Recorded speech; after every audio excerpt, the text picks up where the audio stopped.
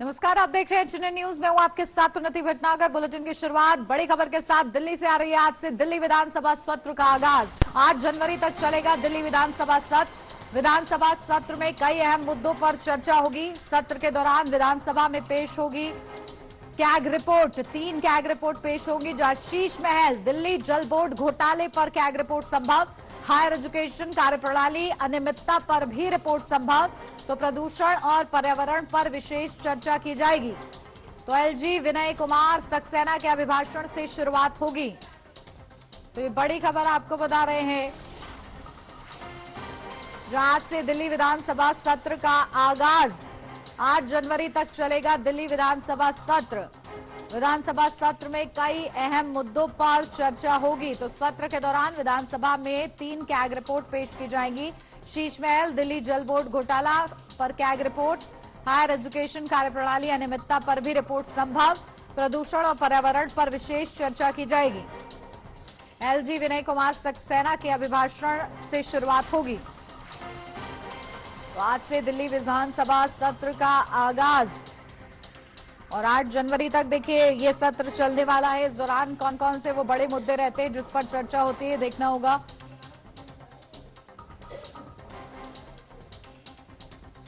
क्योंकि CAG report भी सामने आएगी।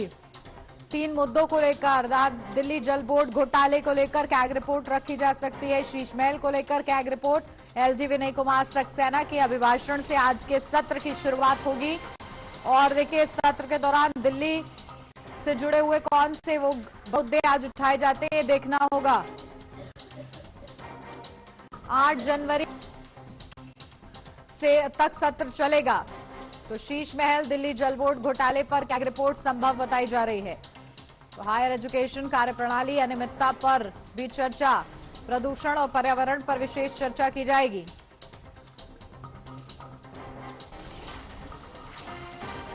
तो आज से दिल्ली विधानसभा सत्र का आगाज। ये महत्वपूर्ण अपडेट आपको बता दें, जहां 8 जनवरी तक चलेगी दिल्ली विधानसभा का ये सत्र।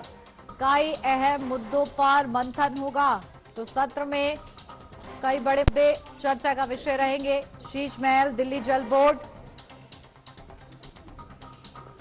तो देखिए प्रदूषण और पर्यावरण पर खास तौर से विशेष चर्चा की जाएगी, क्योंकि इस वक्त राजधानी दिल्ली सबसे ज्यादा प्रदूषण से ही ग्रसित है।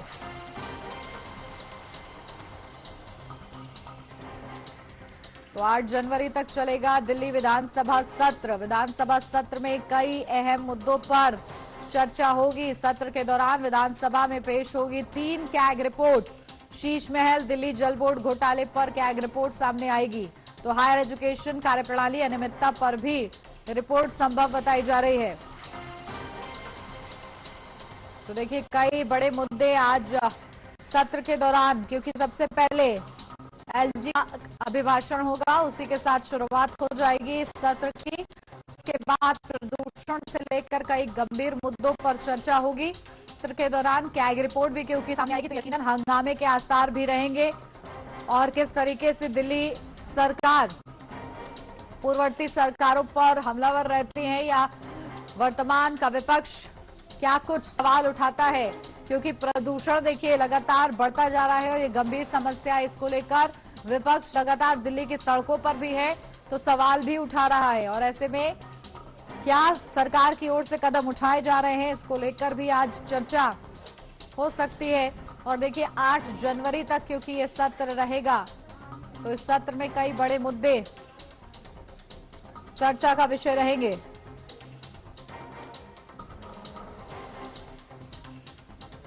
तो 8 जनवरी तक विधानसभा का ये सत्र, अहम मुद्दों पर चर्चा की जाएगी। सत्र के दौरान विधानसभा में पेश होगी 3 कैग रिपोर्ट।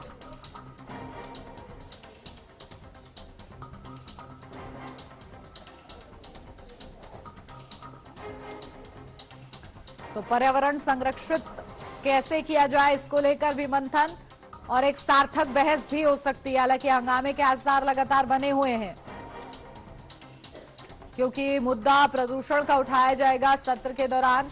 और इसको लेकर देखिए विपक्ष सदन से बाहर भी सवाल उठा रहा है। और वैसे में सदन के भीतर किस तरीके से इस मुद्दे को लेकर गहन चर्चा होती है, देखना होगा। आखिर दिल्ली की जनता को इस प्रदूषण से राहत मिलती है कि नहीं, ये भी देखना होगा। तो आज से दिल्ली विधानसभा सत्र का आगाज हो रहा है और 8 जनवरी तक ये सत्र चलने वाला है।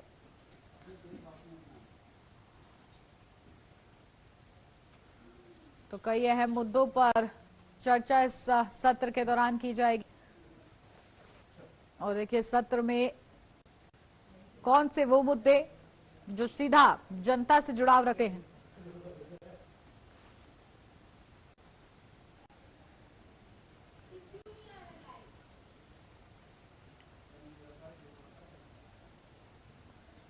तो देखिए लगातार सत्र का आगाज आज हुआ है और 8 जनवरी तक चलेगा ये दिल्ली का विधानसभा सत्र। कई अहम मुद्दे चर्चा का विषय रहेंगे। चलिए इस पर जानकारी लेते हैं। हमारे संवाददाता किरणपाल सिंह हमारे साथ जुड़ गए हैं। किरणपाल, क्या कुछ जानकारी है? प्रदूषण, पर्यावरण का मुद्दा रहेगा, कैग रिपोर्ट पेश की जाएगी, क्या कुछ बड़े मुद्दे रहेंगे? यानी कि 5 जनवरी से 8 जनवरी तक ये दिल्ली विधानसभा का शीतकालीन सत्र रहेगा।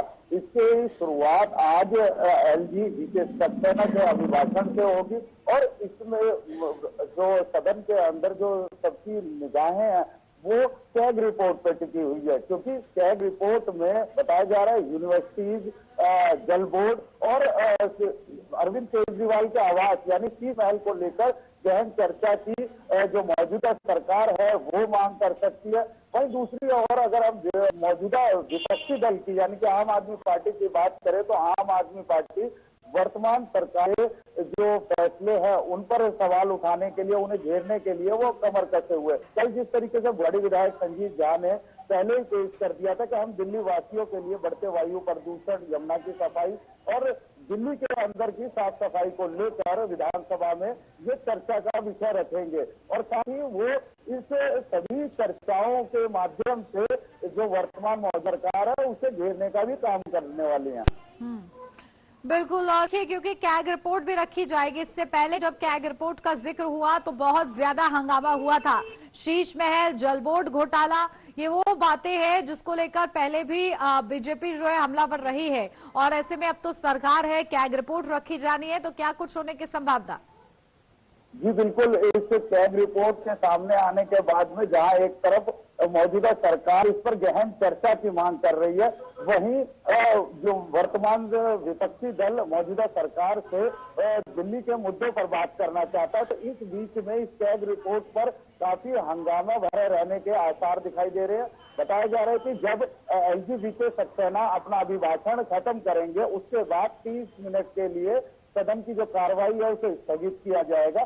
सदन की पूर्णतः दोबारा कार्रवाई को शुरू जो विधायक दल के जो पूर्व में लोग दिव्यांगत हो गए हैं उनको श्रद्धांजलि दी जाएगी और उसके बाद में सदन की कार्रवाई रखी जाएगी। तो सदन की कार्रवाई जब शुरू होगी तो ऐसे में कैग रिपोर्ट पर भी सवाल होंगे और विपक्षी दल। ठीक है किरणपाल, आज सत्र में क्या कुछ होता है नजर बना के रखिएगा। फिलहाल के लिए बहुत शुक्रिया आपका। और इस बीच आपको सीधा ले चलते लखनऊ। सीएम योगी आदित्यनाथ क्या कुछ कह रहे हैं, सुनवाते हैं। जय श्री राम, जय श्री राम, जय जय श्री राम, जय जय श्री राम। सरदेव बाबूजी कल्याण सिंह जी की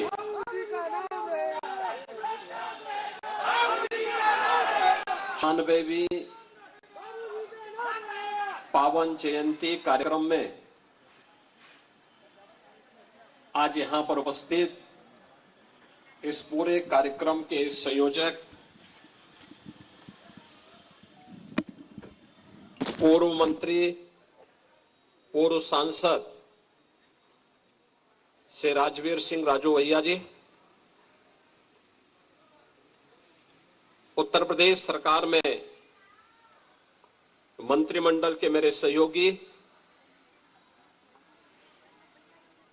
संजय निषाद जी, संदीप सिंह जी,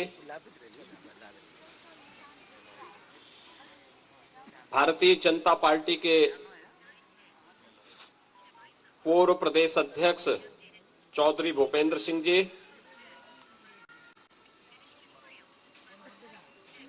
माननीय सांसद श्री सतीश गौतम जी, मुकेश राजपूत जी, हमारे सभी माननीय विधायकगण, सरदेव बाबू जी के परिवार के सभी सदस्यगण और उपस्थित बहनों और भाइयों, आज सरदेव बाबू जी की 94वीं पावन जयंती है। मैं इस अवसर पर उनके स्मृतियों को नमन करते हुए पूरे प्रदेश वासियों की ओर से, उत्तर प्रदेश सरकार की ओर से उन्हें विनम्र श्रद्धांजलि अर्पित करता हूं। आप सब जानते हैं कि भारतीय जनता पार्टी के पहले मुख्यमंत्री बाबूजी थे उत्तर प्रदेश के अंदर। 1991 में जब उन्होंने उत्तर प्रदेश की बागडोर संभाली थी, उत्तर प्रदेश में अव्यवस्था थी, अराजकता थी, गुंडागिर्दी थी, आतंकी गतिविधियां सिर उठा रही थी। शासन की योजनाओं का लाभ गांवों को, गरीबों को, किसानों को, नौजवानों को, महिलाओं को नहीं मिल रहा था।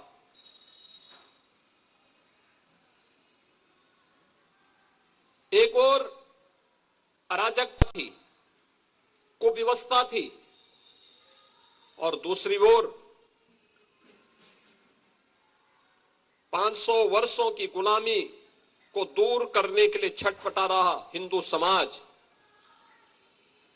उन स्थितियों में बाबूजी ने उत्तर प्रदेश की कमान अपने हाथों में ली। पहली भारतीय जनता पार्टी की पूर्ण बहुमत की सरकार, और ने जब कार्य प्रारंभ किया तो कुछ ही महीनों में हर उत्तर प्रदेश वासी के मन में एक विश्वास सुदृढ़ होने लग गया था कि उत्तर प्रदेश अब सुशासन की ओर चल करके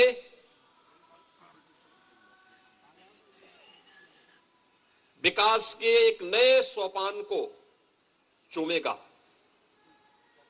लेकिन जब वो कार्य करते उन्हें अस्थिर करने की साजिशें होने लग गई, अव्यवस्थाएं फैलाने लग गई, और राम जन्मभूमि आंदोलन चरम की ओर बढ़ा। राम भक्तों की भावनाओं का सम्मान करते हुए, पूज्य संतों की भावनाओं का सम्मान करते हुए, अपने आराध्य प्रभु श्री राम के प्रति अपनी सत्ता को भी उन्होंने बलिदान करने में कोई संकोच नहीं किया। उनकी सरकार गई, लेकिन गुलामी के ढांचे को हटाने के जिस प्रण के साथ राम भक्त आगे बढ़े थे, उन्होंने सारी जिम्मेदारी अपने ऊपर लेकर के भगवान राम के प्रति, अपने प्रभु के प्रति अपने कर्तव्यों का निर्वहन करने में तनिक भी देर नहीं लगाई। सरदेव बाबूजी का उत्तर प्रदेश सरकार के रूप में कार्यकाल सुशासन के लिए, विकास के लिए, राष्ट्रवादी मिशन को आगे बढ़ाने के लिए हमेशा जाना जाएगा। और आज यही कारण है हर भारतवासी बाबूजी को इसी रूप में याद करता है। वे विधायक थे, एक सामान्य किसान परिवार में जन्म लिए थे। राष्ट्रीय स्वयंसेवक संघ की पाठशाला में उन्होंने राष्ट्रवाद का पाठ पढ़ा, आजीवन उसे अपने जीवन का मंत्र बनाया। लगातार कार्य करते रहे, लगातार उस मिशन के लिए समर्पित होकर के अपने नाम को उत्तर प्रदेश के कल्याण के साथ जोड़ करके वे सार्थक करते रहे।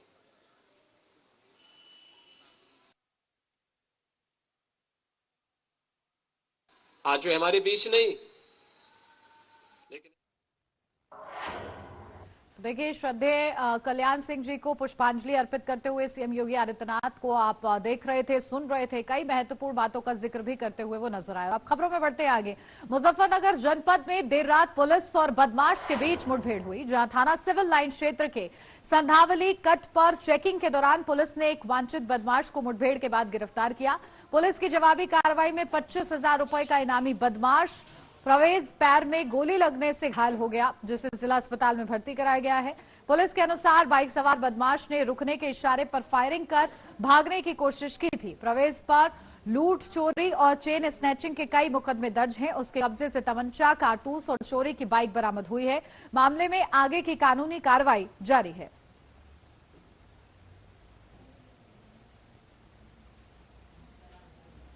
एक बदमाश द्वारा पुलिस पार्टी पर जान से मारने की नियत से फायर करते हुए वो वहां से निकल रहा था। इसमें पुलिस द्वारा उसको इंटरसेप्ट किया गया। जवाबी कार्रवाई में उसके पैर में गोली लगी है। ये 25,000 का इनामी अपराधी है परवेज उर्फ टेप। ये शातिर, वाहन चोर और बाइक स्नैचिंग के मुकदमे में वांछित चल रहा था। इसके अतिरिक्त इसके अलावा लगभग 30 मुकदमे से पूर्व से पंजीकृत है। प्राथमिक उपचार के लिए इसको जिला अस्पताल भेज दिया गया है। इसके पास मौके से तमंचा और जो कारतूस जो है ये बरामद किए गए हैं।